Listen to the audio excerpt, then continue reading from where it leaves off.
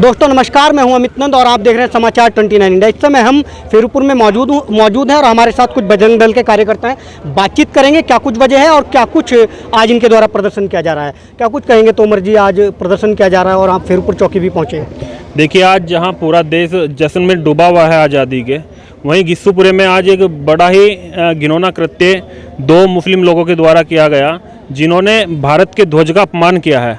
भारत के ध्वज के बीच में से अशोक चक्र हटाकर उन्होंने कलमा लिखा और अरबी में कलमा लिखा, जिसका अर्थ है कि अल्लाह के सिवा कोई भी पूजनीय नहीं है। तो उसके विरोध में, भारत के ध्वज का जो अपमान हुआ है उसके विरोध में आज मुकदमा दर्ज कराया गया है।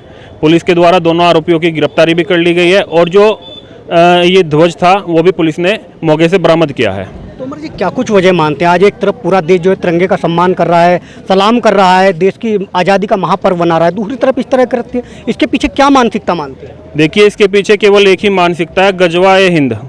उन लोगों का उद्देश्य है कि पूरे भारत को जो है मुस्लिम राष्ट्र बनाना, और ये किसी भी कीमत पर संभव नहीं है।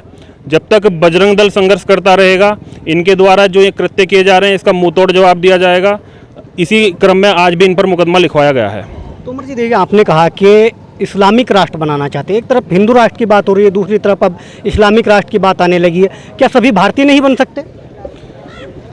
अगर सभी साथ चलें, सबका साथ सबका विकास, जैसे प्रधानमंत्री नरेंद्र मोदी जी ने भी कहा है, अगर सभी भारतीय बनना चाहते हैं तो भारतीय बनने के लिए ये हरकत नहीं करनी होती जिस प्रकार से इनकी हरकतें हैं। जो खुलेआम ये लिख रहे हैं कि अल्लाह के सिवा कोई पूजनीय नहीं है, तो क्या भारतीय बनने लायक है? तो सबसे पहले तो इंसानियत होती है। अगर रास्ते में कहीं एक्सीडेंट हो जाए तो हम बिना पूछे ये देखेंगे कि वो हिंदू है, मुस्लिम है, हम ये कभी नहीं पूछते, हम उसकी सहायता करते हैं एक इंसानियत के नाते। तो अगर ये इस प्रकार का कृत्य कर रहे हैं तो ये भारतीय बनने के बिल्कुल भी लायक नहीं है। ये तो एक देशद्रोह का मामला है। इसने शिकायत मिलते ही दोनों को गिरफ्तार कर लिया है, मुकदमा दर्ज किया जा रहा है।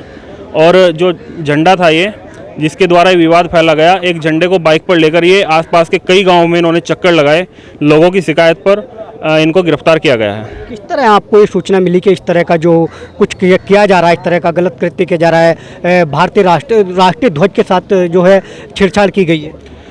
स्थानीय लोगों के द्वारा, जो स्थानीय कार्यकर्ता हैं अपने, उनके द्वारा सूचना दी गई कि इस प्रकार से एक भारतीय ध्वज है जिसके बीच में उर्दू में कुछ लिखा हुआ है। तो उसका जब फ़ोटो खींचा किसी कार्यकर्ता के द्वारा, तो फ़ोटो हमने जो है स्कैन करके देखा तो उसमें लिखा हुआ था कि ला इल्लल्लाह मुहम्मदुर रसूलुल्लाह, जिसका अर्थ है कि अल्लाह के सिवा कोई भी पूजनीय नहीं है।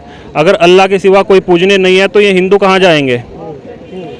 ये क्या सीधी सी बात है कि ये चाहते हैं कि सभी को जो इस्लामिक राष्ट्र बनाए और हिंदू धर्म के विरुद्ध ये खड़े रहते हैं। इस प्रकार के लोगों पर जो है कड़ी से कड़ी कार्रवाई हो। इसके पीछे मूल वजह क्या मानते हैं कि लगातार इस तरह की घटनाएं बढ़ती जा रही हैं? किसी न किसी तरह भारत देश के खिलाफ इस तरह की हरकतें देखने को मिल रही हैं। कहीं ना कहीं कोई ना कोई मौलवी होगा जो इन्हें भड़काता है और इन्हें काम के लिए प्रेरित करता है कि ध्वज कहाँ से आया, झंडा कहाँ से आया। और बताया जा रहा है कि उनमें से एक नाबालिग भी है, तो उन्हें किन के द्वारा भड़काया गया, तो उसकी भी छानबीन की जा रही है। चलिए, बहुत बहुत धन्यवाद। तो देखिएगा, ये हमारे साथ जोगिंदर तोमर जी, जिनका साथ इनके साथ अमित नंद, समाचार 29 इंडिया, हरिद्वार।